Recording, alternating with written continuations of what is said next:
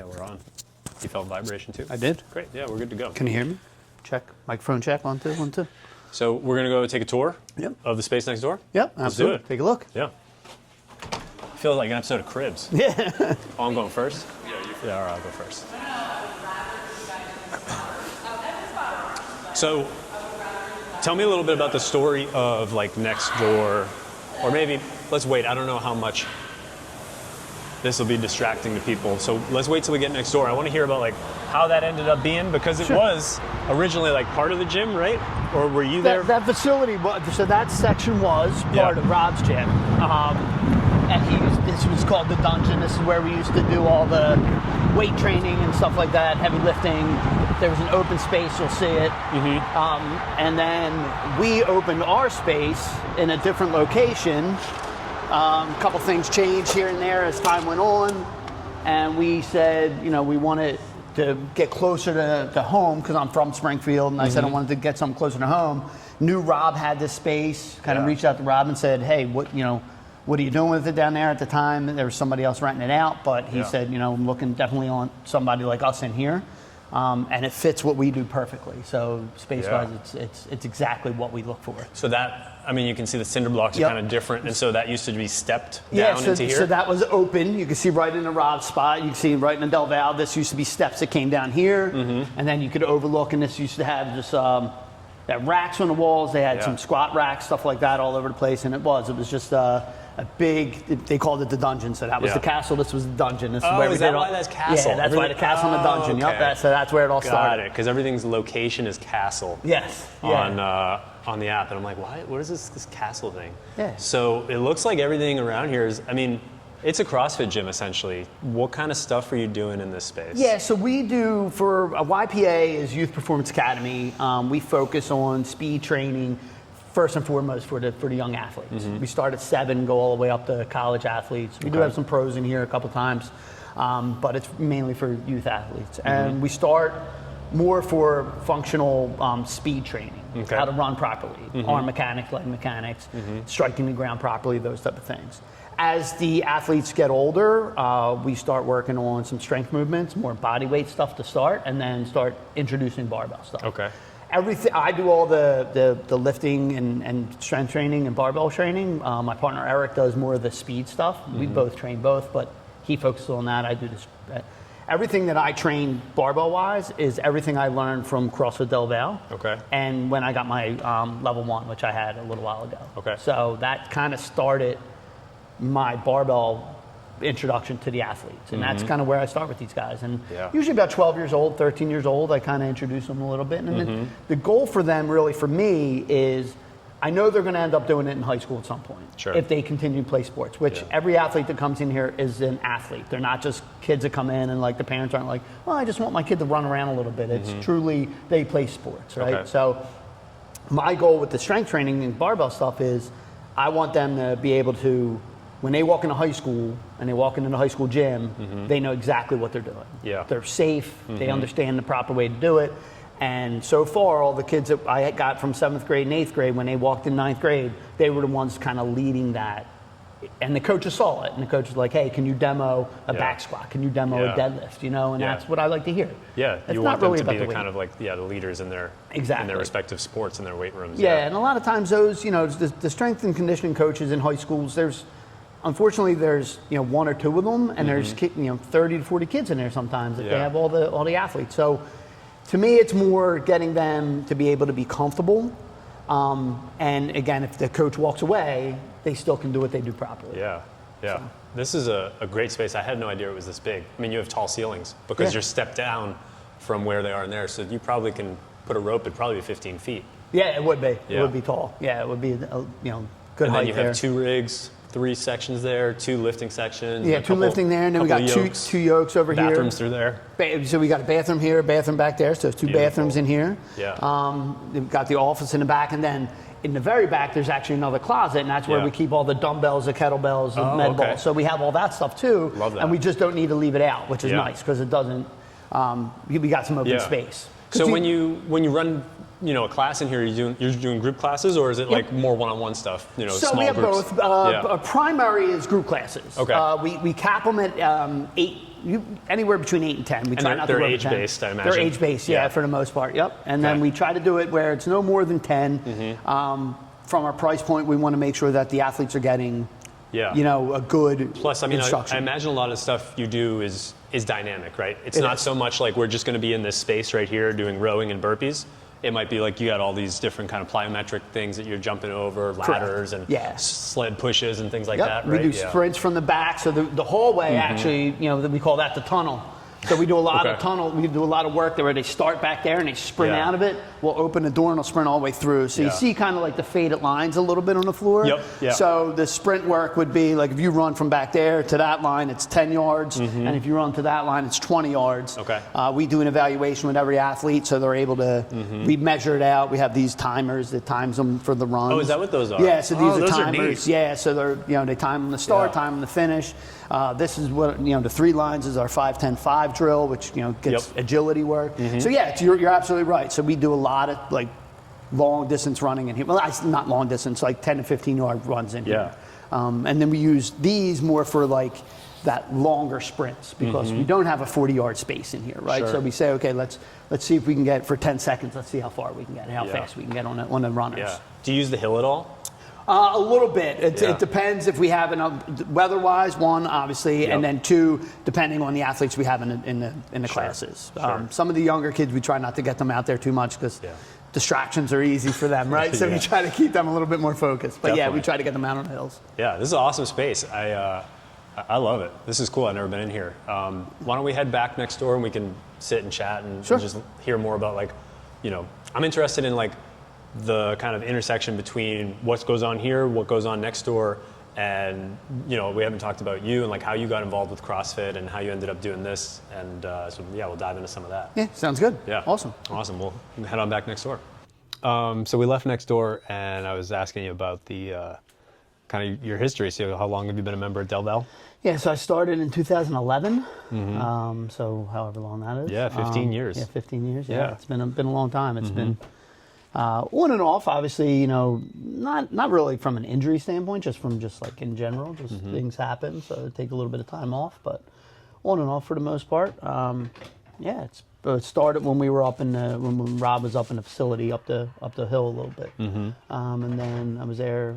Started in October, and then whatever month of the following year, he moved down here, came down here. It's been great. I mean, it's back in 2011, I was kind of lost in the fitness side of it, not really, kind of doing the YMCA, kind of spending an hour and 15 minutes there, maybe doing 15 minutes of work, or just sitting around being bored and then just leaving, showering, going to work. That's impressive. You spent that much time there. This is before you had a smartphone to distract you. Yeah. What are you doing for that whole time? When I was there, I would be I'd have an idea of what I wanted to do workout wise. I'd sit around and then I'd why sometimes it gets too crowded, so I'd wait for a machine, that type of thing. Yeah. And then one day I was at lacrosse. I played lacrosse in a men's league. Is that your background, lacrosse as lacrosse a kid? I played football, lacrosse, wrestled for the most part, and then lacrosse in college. So I played. Where'd you go? Cabrini College. Yeah. In the university. That's a local school, yeah. It's now gone. Oh. They actually shut down. Oh man, that's a bummer. Ago. Yeah, it is. It's tough because. I'm kind of jumping all over, but so for them it was my freshman year was only their second year with the lacrosse program, and that was in 94, and then 2017 they actually won the Division III national championship. So they went from handful of years of just being started to being one of the best teams in the country. So. That's pretty neat. And then 3 years later, the school shuts down and Villanova buys them. Oh, okay. Financially, they just money. It was a private school. They just charged too much. Not a lot of kids going. It was that type of thing. Yeah.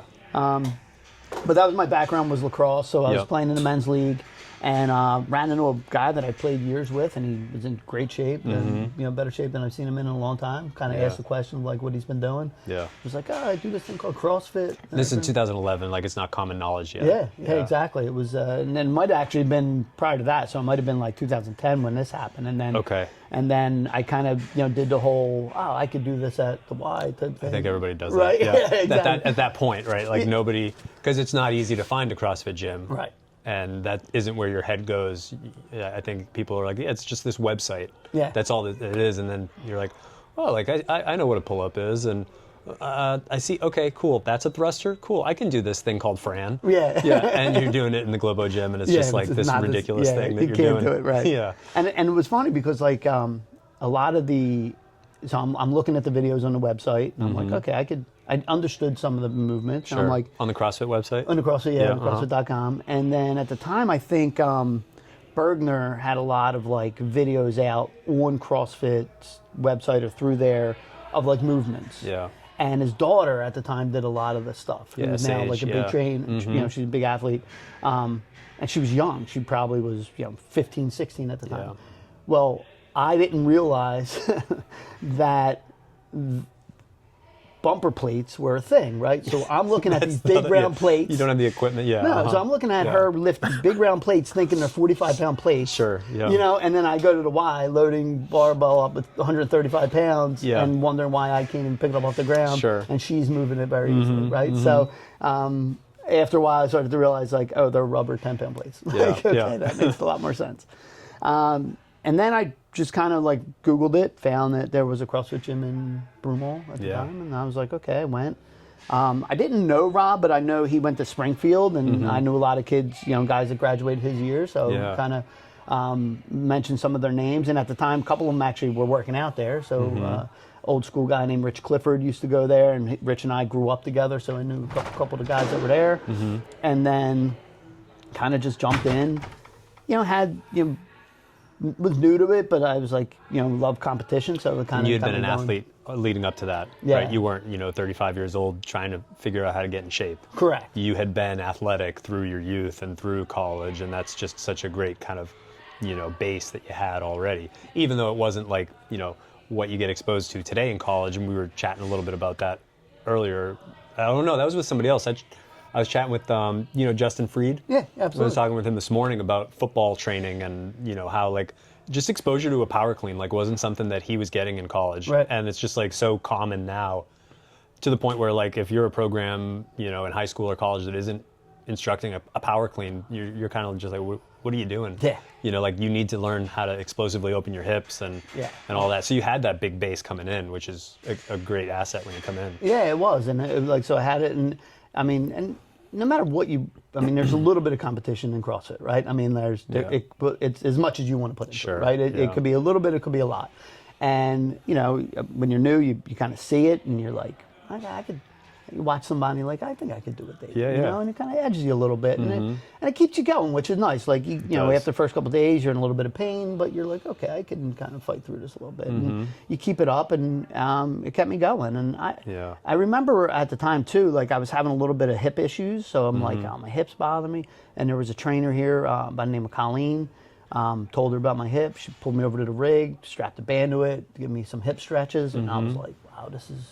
Yeah. There's other things. CrossFit's not just about the lifting part of it or the weight part of it. It's about body movement. It's about mobility. It's about other things. So it was like this big kind of light bulb for me. And since then, I haven't, I jokingly tell people all the time, like if for some reason the world shut all the CrossFit gyms in the world down, I don't know if I'd be able to go back to a regular gym and do that stuff. You know what I mean? I'm a lifer. Yeah. Like I can't go, I would do CrossFit, whether I do it at a regular gym or my garage, but it's the only way I could imagine training. Just do like normal one lift, two lift type thing. No, like this is definitely, I'm the same. I'm a lifer now, so this is the way I like to do it. So, Rob mentioned you coached here.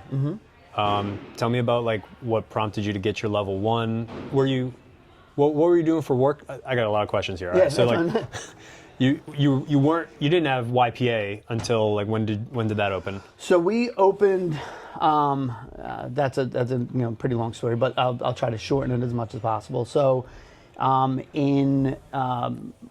my background, employment-wise, is I work in the financial industry. Okay. Currently work for JP Morgan, but always worked either in the trust world or investment side of the business.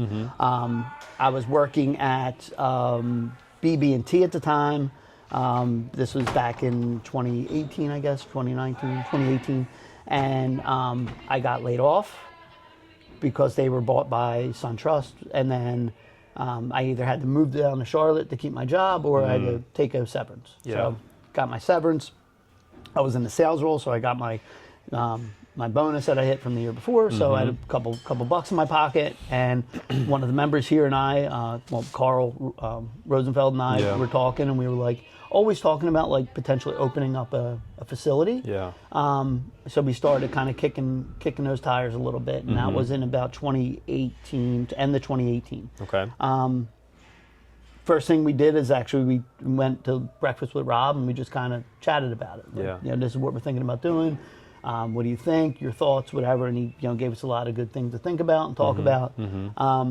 So we opened a non-affiliated CrossFit gym in Narberth. Okay. And this was, we started looking for a facility in 2018, opened the doors in 2019, opened the doors at the end of 2019, and then March of 2020 hit, and that was COVID. Yeah. Right? So it was like, Carl's in taxes, financial planning. I'm in taxes as well. So like both of us have a good mindset from a business standpoint. We had a business plan, the whole thing. Yeah. But at the time, pandemics were never part of that business plan. Sure. Right. Yeah. So we kind of were like, okay, now what? And we had to shut down. And we got through it a little bit, which was good. And then when we opened back up, we were kind of like, when we opened it, it was going to be more of a adult focused. So that was the initial plan, was adult focused, Yep. but still performance or like CrossFit group classes? It was like CrossFit group classes. Okay, cool. So we were like more like just going to not like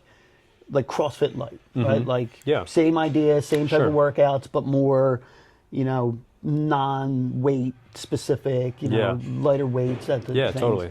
And boot camp, dumbbell focus, that kind of stuff. Yeah, a little bit of HIIT training here and there, like kind of just a open opportunity for people that are newer to fitness, or people that went through the whole CrossFit side, but like needed a little bit of a less of a weight specific movement, right? So there was no like RX weights, those stuff. Yeah. But the movement, like the workouts were exactly the same. Like Yep. the stuff we did today was exactly what we would do there. Yeah.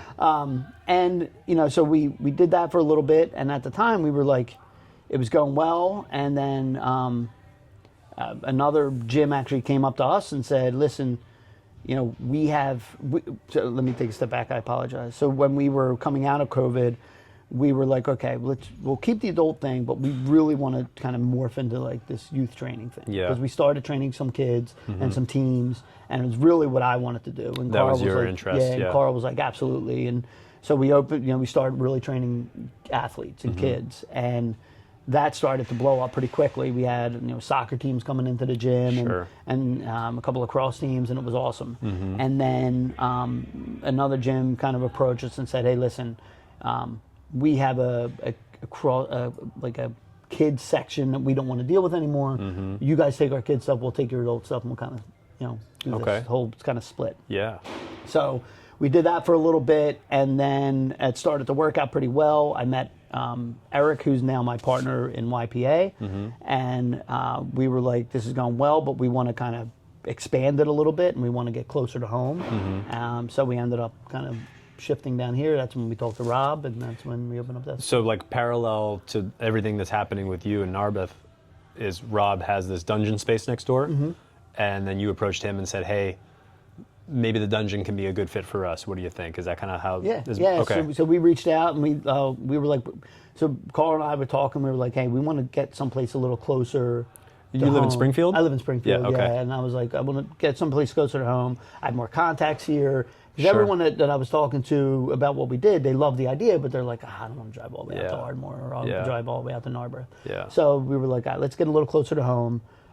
Make things a little easier. So we reached out to Carl said, I don't think Rob's using the dungeon the way he used to. Yeah. So that's when we reached out to Rob, and at the time I think there was like a cabinet maker or somebody down there like renting it from Rob. Yeah. And we just said, brought it up to him, and he said, you know what, I'd rather have something that's similar to what we do here down there. Kind of makes it a good connection. Sure, yeah. And that was October of, I guess, 2 years ago now. Okay. So we've been here for about 2.5 years. Yeah. And it's been great. Like things have been super busy, and it's a definitely more ebb and flow style membership plan than like a buy and hold that you have. Yeah. Like Is that just based rough- around like the seasonality of sports and youth Absolutely. sports? Yeah. Yeah, Right. Summers so- are slow. Yeah. But then like they pick up in August as everybody's getting ready for fall sports. Exactly. And, Yeah. okay. So it's like if you play a fall sport, you usually take from like September to October maybe off. Yeah, they're or in season. limited because they're in Yeah, season, exactly. right?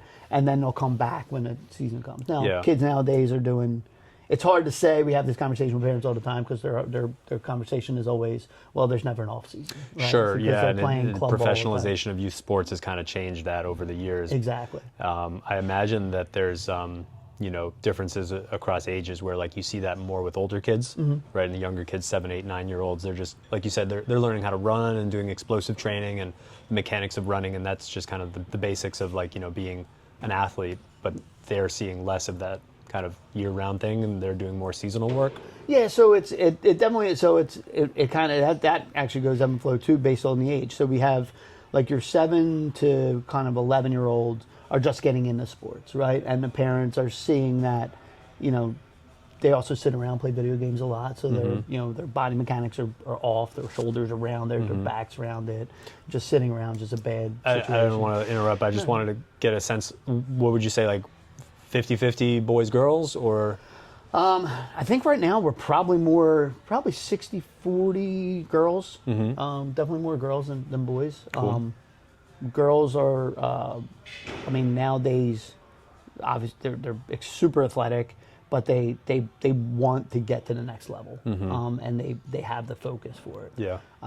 The boys, at a young age, they do really well. At that middle school-ish, they start to think that they can do everything, and then at the high school level, they start to realize, like, hey, I need to really hone in and focus. Sure, you get to bigger and bigger ponds, if you will, Yes. and all of a sudden you're like, oh, I was a really good athlete at 12, and that's kind of what happened to me. It's funny, it's like, and then like you get to bigger and bigger ponds, and you're like, oh, I guess I'm not as good as I thought I was, Yeah. and you can either, like you said, buckle down and like focus again on the basics and kind of like hone everything in, or don't, and you just kind of like that's your peak. Yeah, and that's it. Because obviously, when you're in middle school, some kids get that spurt at 7th grade or 6th grade. Sure, yeah. And some kids don't get it till 8th or 9th grade, right? Yeah. So that kid that gets in 7th grade is like, I'll just dominate because I'll use my size, you know. And then they get to freshman year, and now they're average. And they're playing with what I they're mean? playing with 12th graders. Yeah, They're playing with grown men, essentially, exactly, yeah. 17, Walking in 18 guys years have old. mustaches and Oh my beards, goodness,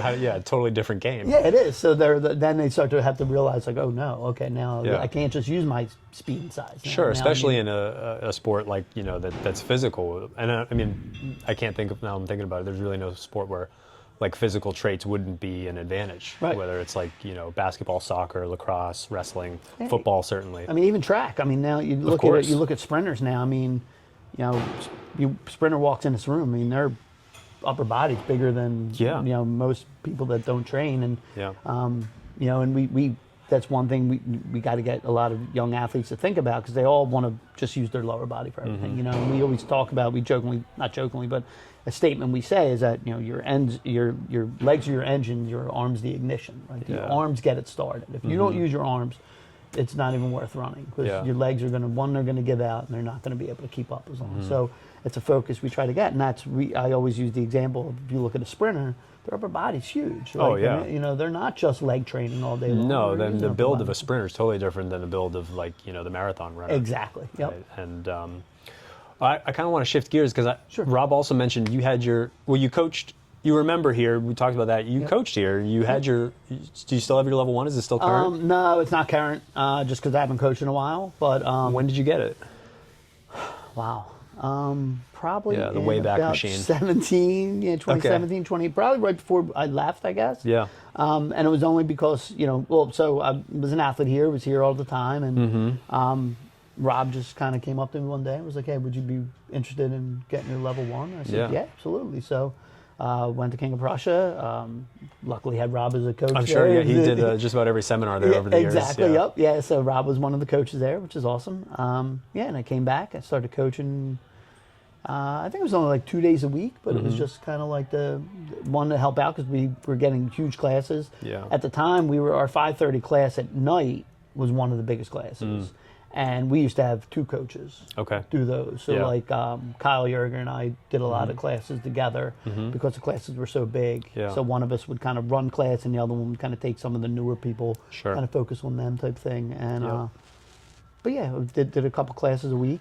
Yeah, I loved it. I mean, I enjoy Yeah. coaching. Obviously, you know, Yeah. I wouldn't open up the place down there if I didn't. Right? You're full time next door, or do you still work in No, finance? I still work at JP Morgan. Okay. My partner Eric's more the everyday person for there. He does all the program directing and stuff. So I work. I luckily can work from home a couple days a week here and there. So during the summer I'll do some training during the day down there, personal training with some of the college athletes that come back. We run classes during the day, during the summer, but most of the classes, I mean, as you can imagine, if you're dealing with children all day, during the school year, we can't start anything till 4 o'clock. Right? Sure, So, yeah, you're before school for those that really want to get something squeezed in, and then Yeah. after school, yeah. Yeah, exactly. So Yeah. like during the day, it's pretty much open down there, and we try to Yeah. get, that's where we do a lot of the follow up. And during the summer, we'll do a lot of evaluations. And evaluation is something that every new athlete that walks in the door has to do. It's not a. What does that look like? So we do six movements. We do a 10-yard dash, 20-yard dash, the 5-10-5 drill, which is their agility, a vertical jump test, a 5-hop broad jump, and then a chin-up test. Like max set chin-ups? Max Kinda set chin-ups, strict, yep. yeah. Yeah, so that's funny because when we tell them what they're going to do, Yeah. and we always say that last, the look on the Sure. faces drop. Because Yeah. everyone's like, "Ugh, I can't do it. Well, yeah, everything you mentioned up until that point isn't pass or fail. It's just, on the spectrum of like, how fast did I do it? Right. Where it's like, can you do or can you not do a chin-up is kind of the huge barrier. I mean, you open up that first strict pull-up or chin-up to somebody, that's a huge accomplishment at any age. And then, of course, there's people who will do many more than that. But yeah, that's a tough pass or fail one for a lot of kids who think they're, doing really well, and then all of a sudden you're like, oh, like a chin up? Yeah, like a full chin up? Like chin all the way over the Like, bar. can I jump over? And Yeah, I'm yeah. like, no, start from a hang. Yeah. Like, oh no. Yeah. And it's funny because after they do it, 9 times out of 10, it'll be either, it'll be up to maybe 2. Like that's usually what it ends up being. Yeah. But Parisi has a stat that is 14 to 18-year-old boys' national average is 2. 14 to 18-year-old girls' national average is 0. Yeah. And that's back when I don't want to say we, but back when I was young. Yeah. Chinners is something we did in gym class. In gym class, we yeah. did it. We had to do it. Yeah. So kids nowadays don't have to do those. So Yeah. it's completely new to a lot of them. But to Yeah. your point, it's great because it's definitely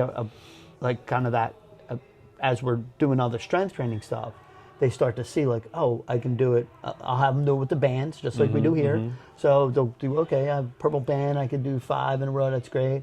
So we'll take the purple band out, put a black band, I'll be like, okay, and then I'll be like, let's go no band, see just what you can do. And they'll get almost to the bar, and it's like the look of accomplishment on their face is like awesome, and that's the important part, and that's the confidence that we try to build in the young athletes that's the goal at the end of the day. Because they can do a lot of this training on their own, and the videos everywhere, you can do it. But for us, it's like helping them build that confidence and like having us kind of like push them along a little bit when they're down a little bit, and that really is the difference. Is that that confidence they build in there. So.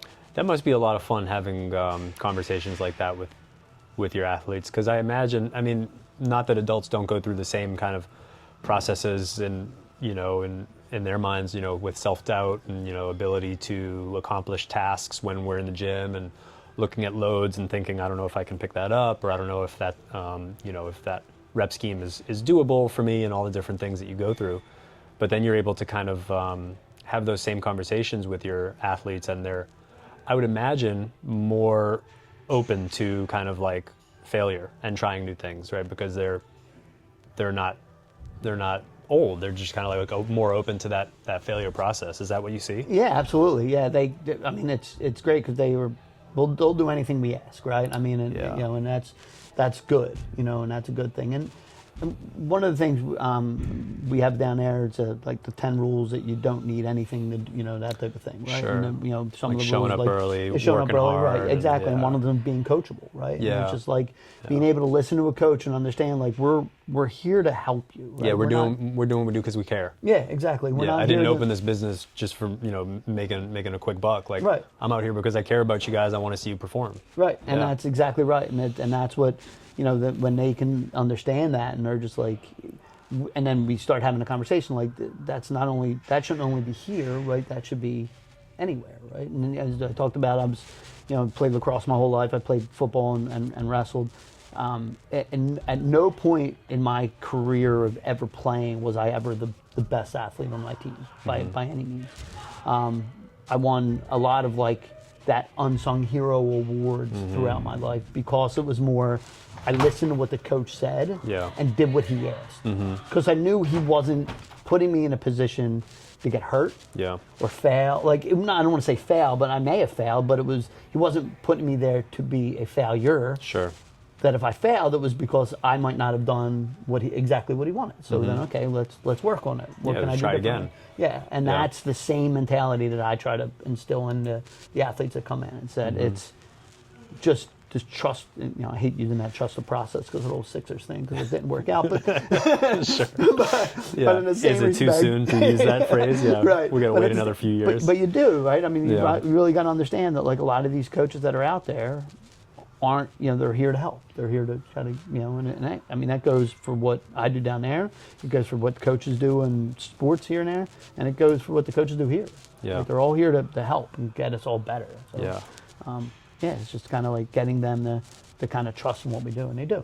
Yeah, I know you'd mentioned when you have your athletes showing up to their own weight rooms with their teams specifically, you're hoping that they're the leaders in those groups that they kind of learn those skills from you, and then they can bring them and push them out to their team. As far as how to show up for a workout, how to kind of execute on a back squat, and be the person who's demoing and showing the other kids what needs to be done. So that's a pretty cool thing to kind of have, where you're this source of information and you're pushing it out through the kids. Yeah, it is, and it goes all the way up to college. I mean, I have an athlete now that. I started training her, I think her sophomore year in high school. She's a field hockey player, went to Mary Mercy. She's now at Fairfield University in Connecticut, Division I, plays field hockey there. I introduced barbells to her immediately when I first met her as a sophomore. Never lifted before in her life. And then probably within a year, I started introducing power cleans. We now end every class with, we do personal, she does more personal training with me. She doesn't do classes just because her timing's different. But we end every session with power cleans. Yeah. Start light sometimes, we might go heavy depending on how she feels and what she's doing, but it's kind of building that. And I say that to say when she went up to Fairfield for the first time as a freshman, when she walked in a weight room, there wasn't one thing that they asked her to do that she was like, I don't know what that is. Yeah. Or I'm not comfortable doing that. And, she's, probably, I'm not going to say her weight, but she's on, the lighter side. So she's not a very big athlete, but she can move just as much weight as most of the other people. And she does it right. She does it well. Yeah. And that's the difference. Technique. Yeah, and they say, and she's been getting a lot of kudos from the coaches there and stuff, so that's good. And she feels, this goes back to the confident thing, she feels good about what she does. She feels confident when she walks in the gym. And then she came in, I think, second on the whole team this past off season in the speed test, which was great. You know what I mean? So all those things that we've been working on are great. Now, what I have to say, and I say this to all the people that I work with and their parents, is that we just give the tools. Yeah. Right? So speaking about the tools, I wonder how specific or non-specific is the training that you're giving athletes for different sports? Because I think that you can certainly go down any type of rabbit hole with specificity for a goal, and but it seems like that's not what you're doing there. You're giving them the basic physical tools to perform in whatever sport they want, because they might not just be a baseball athlete year round, right? They might be a baseball and a lacrosse athlete, or just 7-8 years old. They don't even know what they are yet. Right. They're just trying to figure out how their body works. Yeah, we do. So so as a group classes, it's non-specific, non-sport specific movements. It's all about just being able to get a good center of gravity, a good base. change of direction, so shin angles, those type of things. Yeah. And that works in any sport, no Yeah. matter what you're doing. When they get a little older and we start doing more personal training, which our recommendation is always let's go into group classes and get comfortable, and then as they progress, if they want to get more specific, then we can get a little bit more specific. So going back to the field hockey athlete, we actually, with her, I don't really do any sport specific stuff. I do some rotational work with her, but we do rotational work with all the kids because there's rotation in everything we do. Yeah. Whether you're swinging a baseball bat, using a hockey stick, shooting a lacrosse, hitting a field hockey, all that rotation work. Yeah. So we'll add that a little bit in, but more specific to those. But no, in general, it's more non-sport specific. Now, Coach Eric does a lot of tennis players. He'll have them bring their tennis racket in, and he'll actually have them doing stuff with the tennis racket in their hand. So we may add use whatever tool they use in their sport, just so they get comfortable having it while they're doing their movements. If it's more in that personal training, it's tough to do that if you have 8 kids in class and they all do something different. But in general, that's what we try to. It's more you could. If there's 4 kids, I could literally take a lacrosse stick out and put a hockey stick with the same movement. Yeah. It's just stick down and then stick up. Yep. Upper body still moves the same. Yeah. But I told the girl that goes to Fairfield, like, she thanked me when she went away to college. Like, it was a big, she knew she put, that she was going into the next level. She thanked me for everything I did. And I told her, like, man, I was like, I just gave you the tools. Like, you showed up every day. That's the biggest difference is she came in.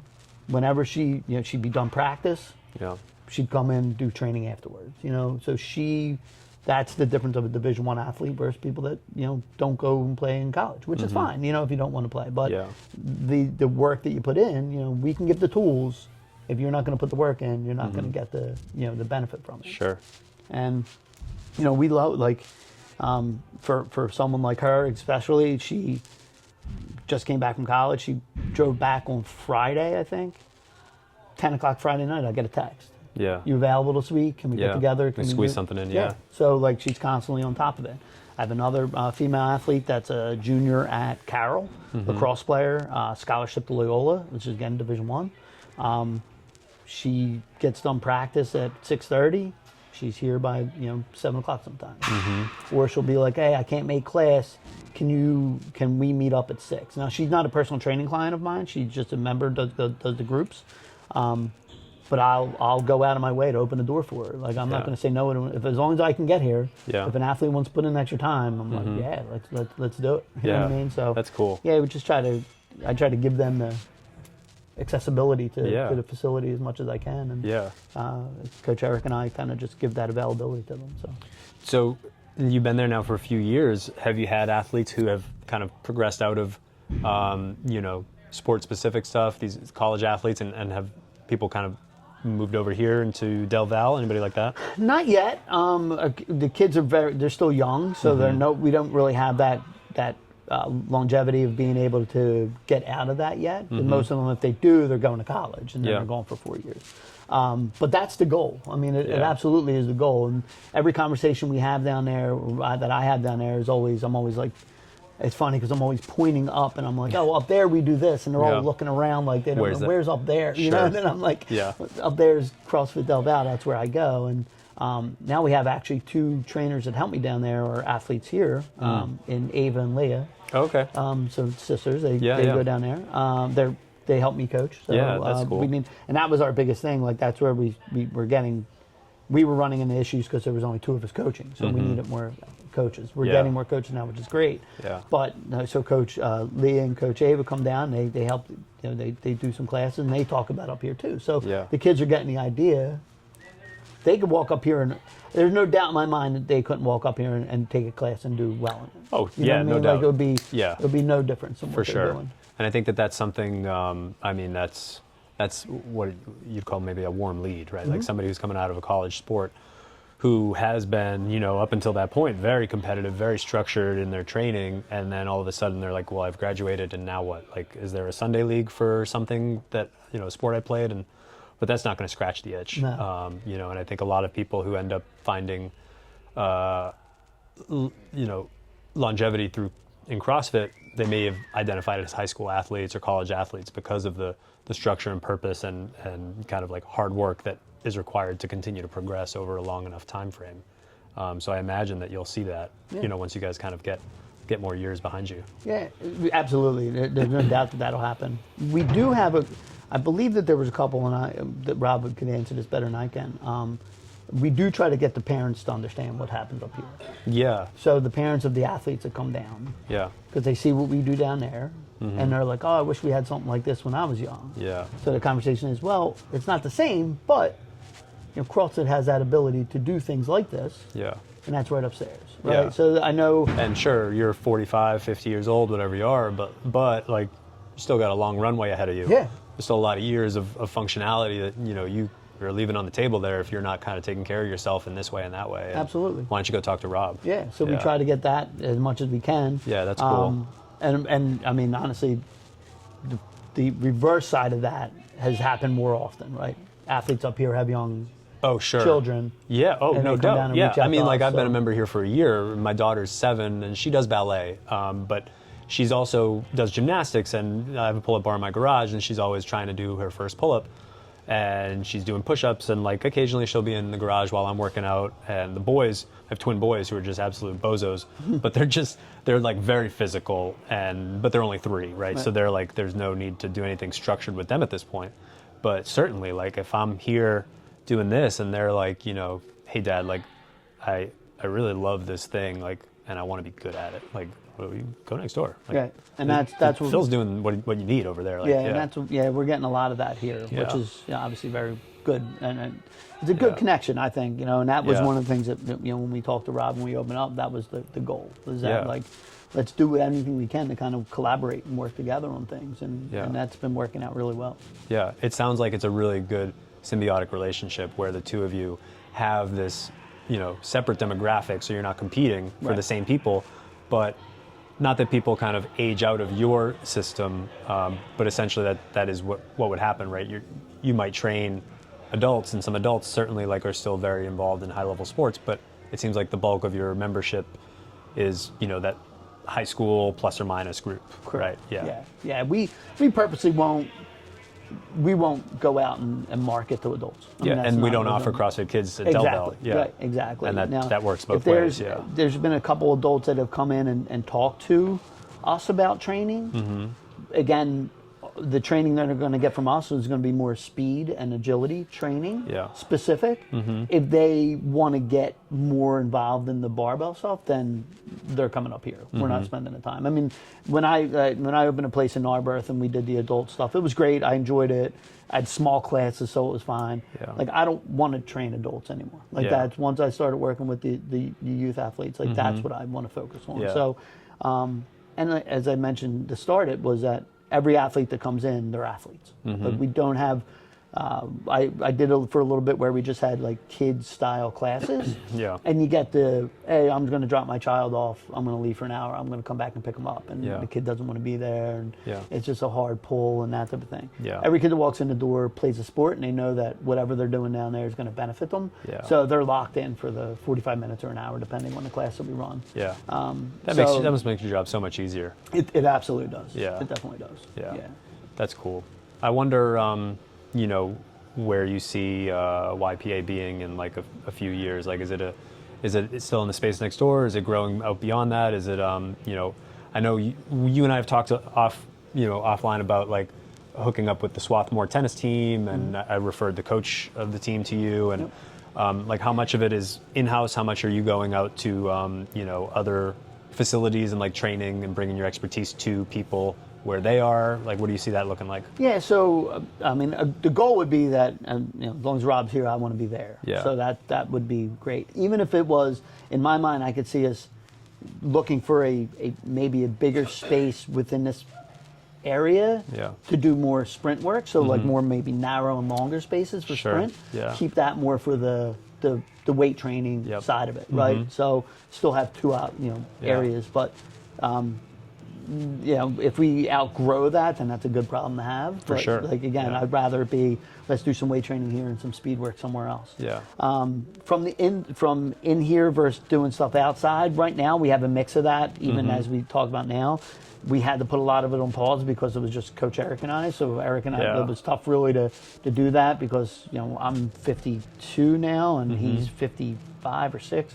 So we're both older gentlemen. So it's like, it's a lot for us, right? So we want to bring in some younger coaches, which we're getting now, and they're willing to do a lot of that outdoors. So to working with the Swarthmore tennis team, which Eric's been talking to the coach.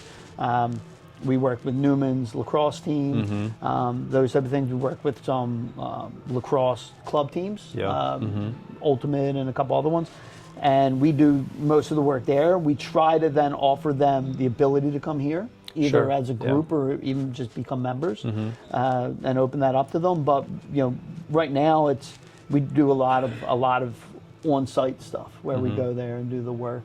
Because a lot of that, obviously, that's less strength training stuff, and it's more speed and agility work, right? So we don't need the equipment, we don't need all the stuff. Maybe a couple cones, some hurdles, those sort of things.